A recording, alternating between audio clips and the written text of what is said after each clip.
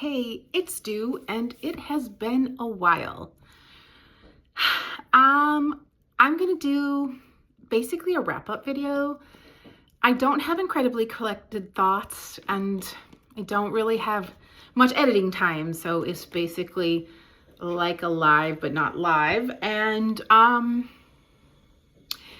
I have thoughts and opinions on the books that I read, but I'm mostly just reading. I'm doing a lot of audio. It's like huge insomnia and also chore and also walking and commuting time in my life. So there's just lots of opportunity for audio, but I also have a huge stack of physical books that I read. So I know it's been a while since I made a video. I had intended on making another TBR. I did make a haul video, but I didn't post it. So that's just kind of how life is going. I have a trip coming up, so this might be my last video for a while because I could vlog while I travel, but I normally don't. So shall I just get into the books because it's going to be long in no particular order, just how they're sitting here in this stack. This is actually, I just finished this book today and I did this hybrid. I actually had a hard time getting into this book, which is Palm Meridian by Grace Flahive. I had a little hard time getting into it in the physical, so I decided to go with audio, and actually audio got me into it better. So this book is about, it's sort of speculative in that the setting is in Florida at a retirement resort for lesbians in the future, and climate change has kind of happened. And we really are following our protagonist through her sort of end of life reflection. And we meet a couple characters like her best friend and her lifetime love in sort of dual timelines or flashback timelines. Some parts of this book and some of this prose I appreciated just so deeply. I just really grooved with it. And the general premise, I also was fully on board. I think this novel just tried to do too much. I think that if it had just stuck with the speculative and, sort of the impact of most of Florida has disappeared, it's underwater, and it's just kind of peripheral and happening. And I think there was less opportunities there, or if it would have just stuck with sort of end of life reflection. And I even think there was some sort of third act drama that felt like extra. So because it felt like it was doing too much, it literally just felt like too much, even though in the individual sort of pieces of this novel, I appreciated some of the dialogue. I appreciated some of the conversation that the novel was having, and I appreciated some of the character development and just some of the general writing style of this author. For this author to come out with another book, I think this is a debut. It read very much like a debut. I find a lot in debuts, authors just try to do too much, and then they kind of hone in once they get some experience. So if I were to find another book by this author, I would not hesitate to pick it up. Would I recommend this book? Sure. I think this is a fun enough read. Of all the reads I do, is just, go into it knowing that it might be trying to do a bit too much. Okay, speaking of, shall I say excellent prose, and just maybe the author, although I've only read two of this author, who does the best character work I have ever met. Like the character, the protagonist, whose name is Nora Webster in this book, my recent read by Colm Tóibín. I just know her so intimately, and I think Colm does that by not oversharing or even overdeveloping. There's lots of things still left off the page, which I tend to find to be quite almost an Irish author style.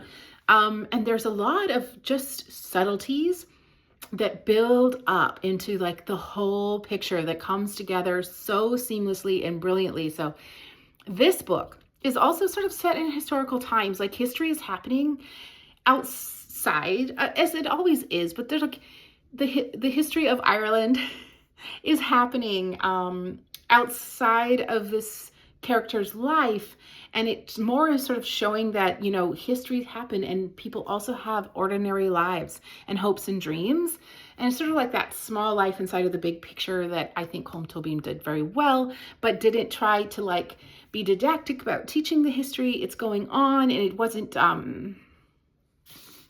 distracting in any way, especially from what I had mentioned before, just the character development. His character work is something else I can say about Brooklyn, and this one, Nora Webster. So in this, we follow Nora Webster, and she's recently lost her husband, and she has children, and she lives in very rural Ireland, and she's trying to rediscover herself as someone who had the identity of wife that no longer has, that now has the identity of widow, but also has to find a way to make it for herself and her children. And there's so much, this is so much a coming of age like story to me. And I love coming of age of any age, right? Because we are coming of age all of the time. And this sort of like finding her voice, finding her, where her values really are. I loved experiencing her parenting decisions as a parent. And other than that, this book really is not about that much. It's not incredible. It's a character-driven book, 100%. So if you're into character-driven books that are quiet and sneak up and then have, of course, you know, if you take a day out of anybody's life, there's something to talk about as far as drama and decisions and introspections. But there isn't a whole lot of, you know, plot adventure in this book. Definitely my second Colm Tóibín. I have several more on my shelf right here, and I look forward to reading each and every one of them because it's 2 out of 2 for me so far. Next we have My Cat Yugoslavia by Paytim Satovci. This was a quirky little novel that used sort of magic realism and a cat and a snake as symbolism, both symbols that have been used quite a bit in mythology and literature. But it's also a book of discovery. We get 2 point of views. We have the point of view of the mother, and we follow the mother of what I'll say the protagonist. And she is a young betrothed, it's an arranged marriage woman when we meet her in Bosnia-Herzegovina in a rural community, and we follow her through like the engagement, the wedding, her marriage, and then again lives happen. People have all kinds of dramas and traumas and situations inside of life, and heartaches and joys and dreams, and then history happens. So Yugoslavia, I think Tito dies. I think that's an event in this book, and Yugoslavia starts to come apart, and there starts to be a lot of unrest and a last war, which sends the family fleeing to Finland. And then we kind of, we definitely get the refugee story, and we, it's from Finland always sort of that we're following the protagonist, who is a gay man who, you know, it reflects on a lot of things. Not so much what his mother went through in his own reflection, that's happening sort of parallel in the book, which I found like a really interesting choice, and it actually really worked for me.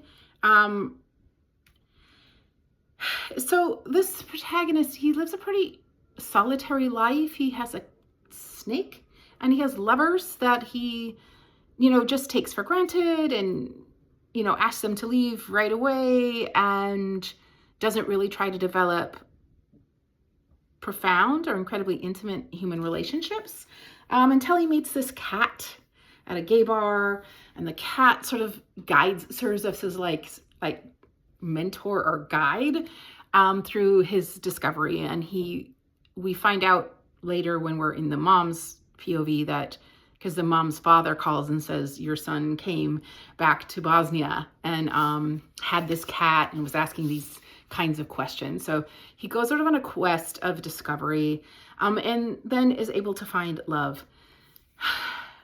Yeah, I found it quirky. I found that it was an enjoyable read. Sometimes I was a little thrown out of the story. Could just be how I'm reading. But for sure, if you like quirky little novels that engage with a little bit of magic realism, this is a great book. This is a translated book, and I want to say who the translator is, if I'm able to see it. Yeah, it's David Heichtem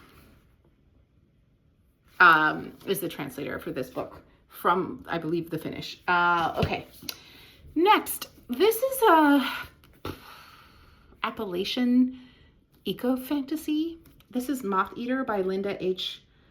Kodega. In this, we have a character whose name is Moth Eater, or who's called Moth Eater, who we then later get the backstory of, who's sort of been discovered in the mountain, a mountain that's being ravaged by mining, and then we kind of fall into this story of her being, you know, a witch or a neighbor, and she's made some deals with the mountain gods. And so we're going back into like older times when we get to meet her before she got entrapped in the mountains and the compromises that she made, and then new times when she's trying to save, when she's working with the other main character who is really trying to hold the mining company accountable for you know, loss of life that keeps happening in the mine. This was another book that I think sometimes really went well. I found myself really in the story and enjoying it, but sometimes I was also like, it's not quite working. It's just not fitting together well for me. And I liked a lot of the premises and a lot of the notions, but overall as a novel, I'm glad that I talked about it now, because even then that was a stretch for me to try to remember what happened. What really happened in this book. You know, Appalachia eco fantasy is not really something that I mess around with that much, or a place I go that much in reading, or a genre that I do. So I'm glad that I endeavored there, because it did add just, you know, sort of like diversity of setting and style into my reading. But other than that, I don't know how I could necessarily recommend that book unless you're already kind of a fantasy or you like Appalachia. That is definitely the setting in that book. I also read another Appalachian book very similarly around. So let me make a quick switch to some of the digital audio.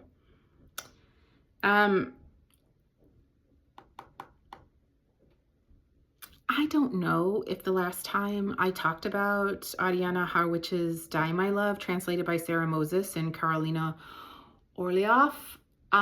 This was a book that I watched the adaptation first and then read the book, and there are some parts of the adaptation that I liked more. And then, of course, I liked the first person POV of a woman who is really coming undone mentally. She's becoming quite ill. And in the movie, in the adaptation, there's definitely references to the yellow wallpaper, which this book reminded me of in a lot of ways, but not as much. Not as much in the book. The references, I think that the visual references to the yellow wallpaper were more noticeable, at least for me. In the adaptation, the setting is rural Montana. So that's what makes me think that I talked about this, because I feel like I would have mentioned something about that. And in the book, it's rural France. Because they're using audio-visual cues, there's more cues on the setting for me in the adaptation. So I had some thoughts and feelings there. Whereas in the book, the setting really could just be any rural place where there's isolation, where somebody feels isolated. Okay, I listened to, and a buddy listened, Ruby Fruit Jungle by Rita Mae Brown. It was,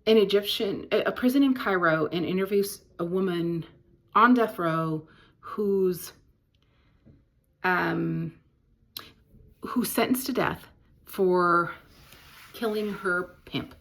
And we get her whole story, and it's a really compelling story. And I highly recommend this book if you're into feminist literature and especially like to, really contemplate criminal justice systems,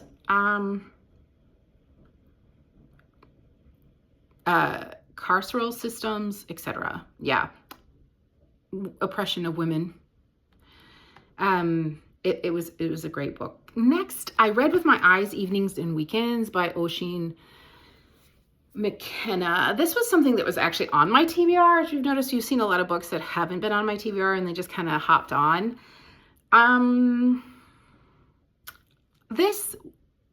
think it even maybe says on the front, some blurb is like, for those who like Sally Rooney. I have to agree. There is a very sort of Sally Rooney-esque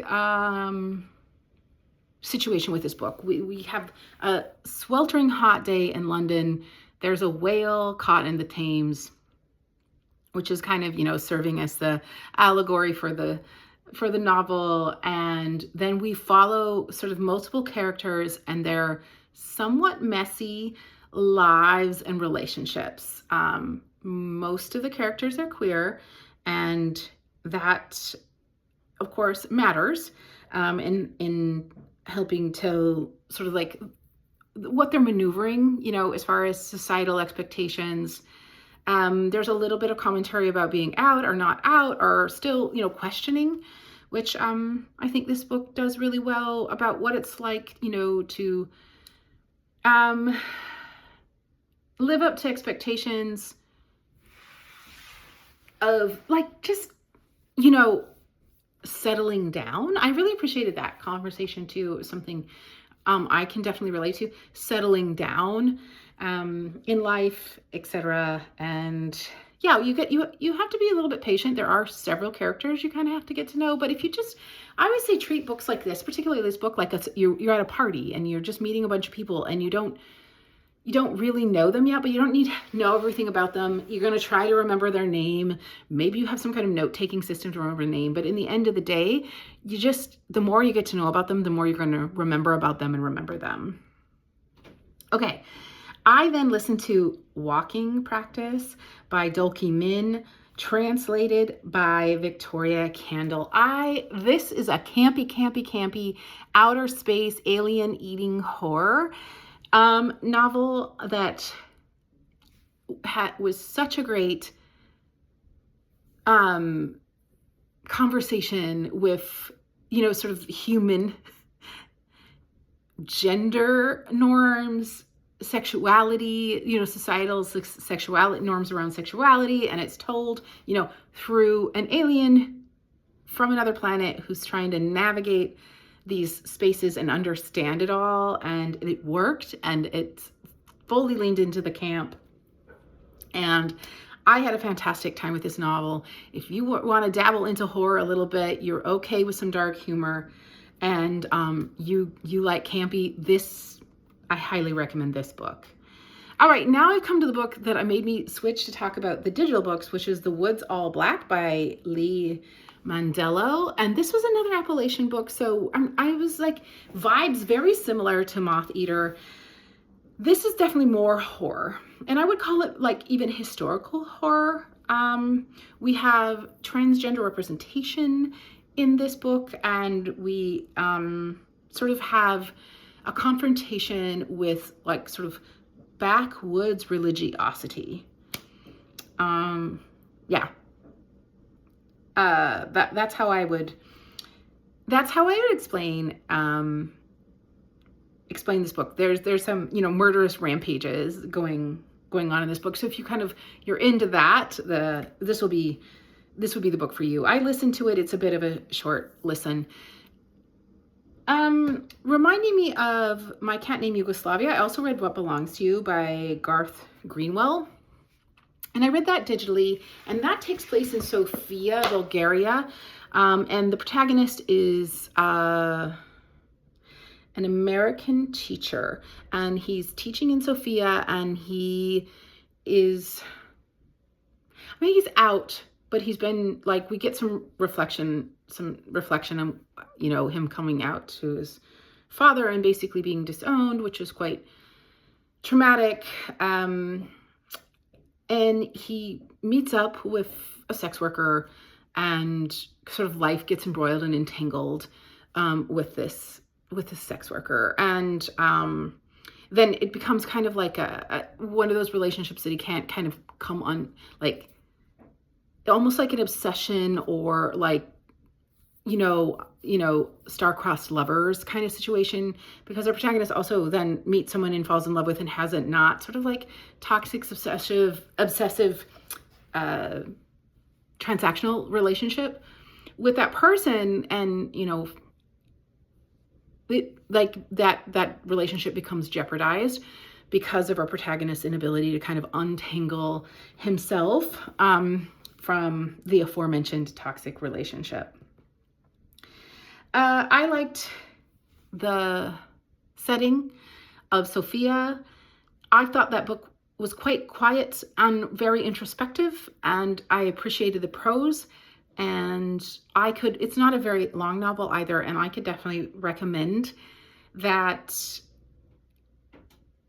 book if you're more like vibes, not plot. Same with Evenings and Weekends, and sort of character development, vibes not plot kind of situation. What Moves the Dead by T. Kingfisher. Actually, I started listening to quite a lot longer before I finished it, and then I got the digital because I'm like, no shade, but the accents that the narrator was doing were not good, and I didn't like the narrator. And I was really having a hard time, and I had really looked forward to that book because it's the retelling of the Fall of the House of Usher. And I was really looking forward to that. Even the nostalgia of, like, I used to really, like, at about age 14, be into Edgar Allan Poe. And I was curious to see what I would remember, or how the Gothic vibes felt in compared to some of these other, Gothic books that I've been reading. And I really struggled with this too. I would say that some of the similes just were cringy to me. And that's true with The Woods All Black too. Sometimes I was just like, kind of wish the editor would maybe say these similes are cringy. That being said, I guess maybe someone's going for that if they're trying to be a little bit camp. I just think in both of those books, like, it made it, some of the work with simile made it feel more juvenile to me and a little bit cringy, and it had sort of lost opportunities. And I think that a little bit about that T. Kingfisher book. It's a me problem. I'm not the audience. Maybe someone else might just think that, not be distracted or opinionated about said things at all. I did make it through. I was committed to make it through a little bit on the digital and mostly on the audio. And there were I just wanted to like it so much more than I did that it's hard for me to give a good review. I'm going to pick it up because there's still quite a few more books.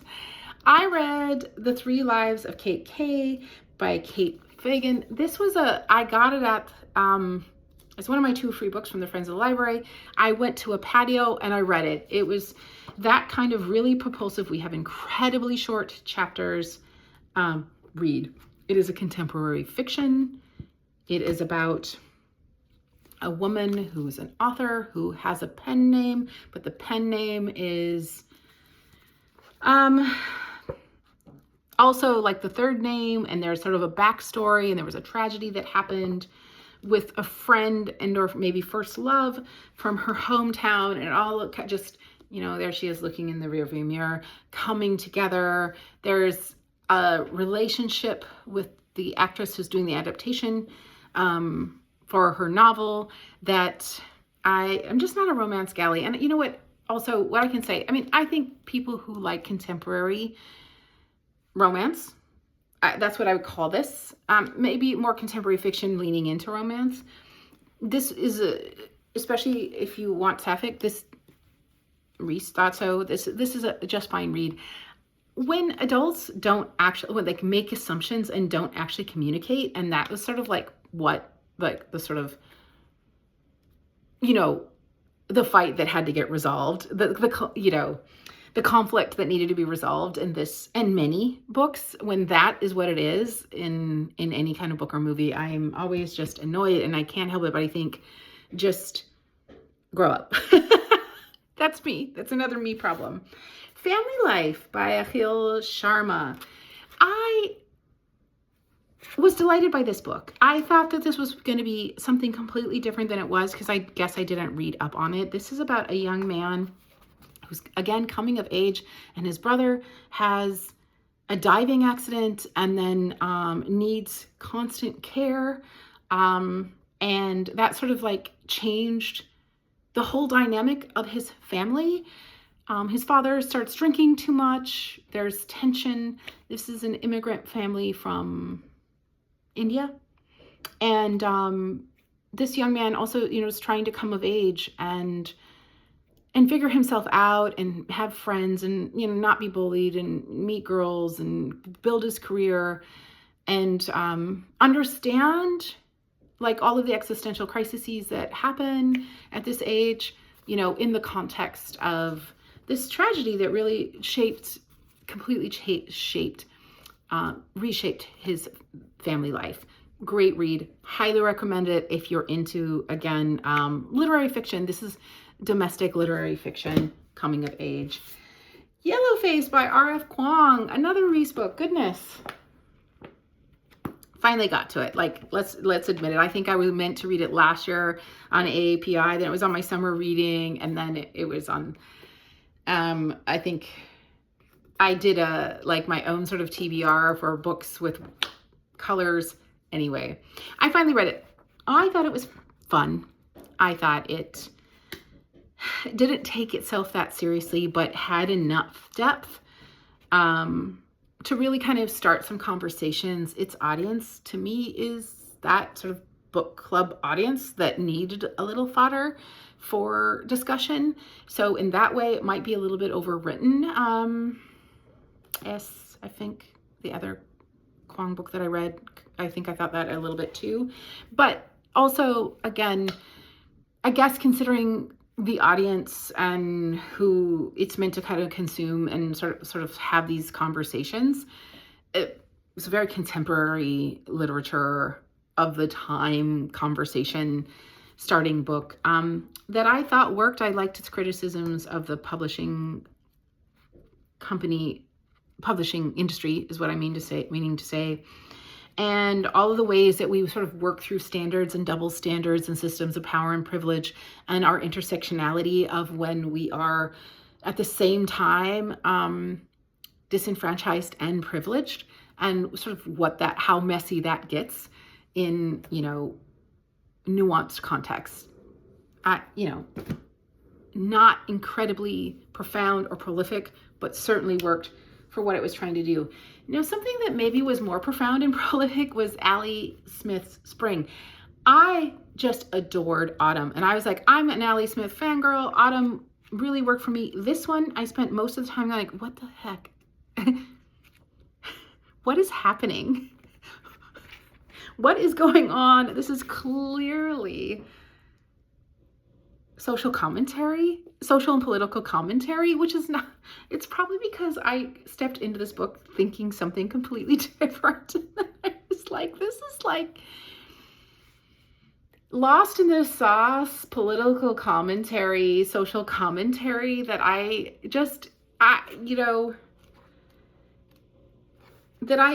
don't know if I was fully ready for, and so I just couldn't stay in it. I had to be like, okay, get back in it, because it's worth it somehow, I believe. But in the end of the day, I again was like, what is going on in this book? And in trying to tell you even like plot points or character points, I also get a bit mystified. I'm like, did I ever really know? And the answer is yes, and the answer is no. Did I get the assignment of like what the point of this book is? Absolutely, for sure. This is a commentary on migration, immigration, movement of people, because of love, because of need, and the way some people are treated in political rhetoric, especially, that is really called to the carpet in this book in a lot of ways. So this was not, like, even the word spring and the allegory for spring did come up several times, but I was thinking something else when I was thinking spring. I was thinking a completely different vibe. This is a heavy vibe. This is, you gotta stay in this book. And I could definitely see how a lot of people were like, no, that was not for me. I'm glad that I read it. It was kind of at a weird time. I wish I would have known a little bit more about how I needed to approach that book. I would have had a better time. The last book I'm going to talk about, because this is a long video, is Pizza Girl by Jean Kwong Fraser. This, again, I have been trying to get to for quite a time. This is a quirky little novel about obsession. We have a young protagonist who is in a relationship with a young man. She's recently found out she's pregnant, and she becomes obsessed with a middle-aged mother who wants pickles on her pizza.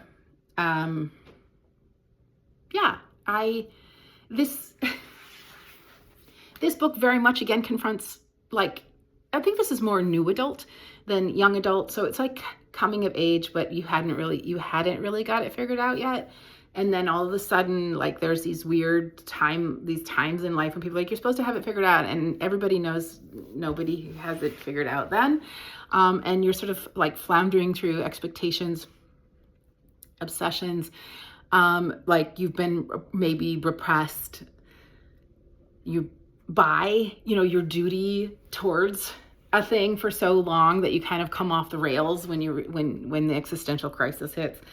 This book goes into all of that, and it does it in such a fantastic way. I couldn't recommend Pizza Girl enough. This is a quirky weird girl lit read for anybody that likes weird girl lit. I think if I say that and you know what I'm talking about, then or just you want to look at obsession, or again, what it's like to like sort of deal with your own disappointment and grief in yourself, for like, how did I get here in life?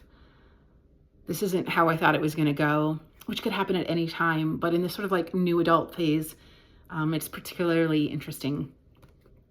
I think, yes, this protagonist is 18 years old. The setting is, I believe, LA, which is not my favorite setting. I was talking with someone the other day, and they're like, oh, but you hate California. And I was like, what are you talking about? I said LA isn't my favorite setting just because maybe it's overdone. But several books I've read set in LA are some of my favorite books. So please, when somebody says that something isn't their favorite, or pay attention to the nuance, because then to go ahead, turn around and use the word hate and then generalize the whole state, it was such a weird thing. And it was with readers. I was like, I thought we were readers. I thought readers could get like not even that nuance of nuance. But anyway, that was my little diatribe to end this video.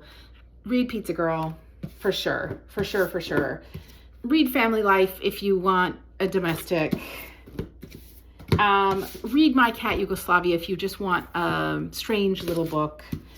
Read Nora Webster if you want character development, if you want to really get to know a character, especially in a rural area, especially if parenting is something you're interested in looking at. Read Evenings and Weekends if you want to just like also think about how families and friends and societies push a lot of expectations onto you, especially about your relationships.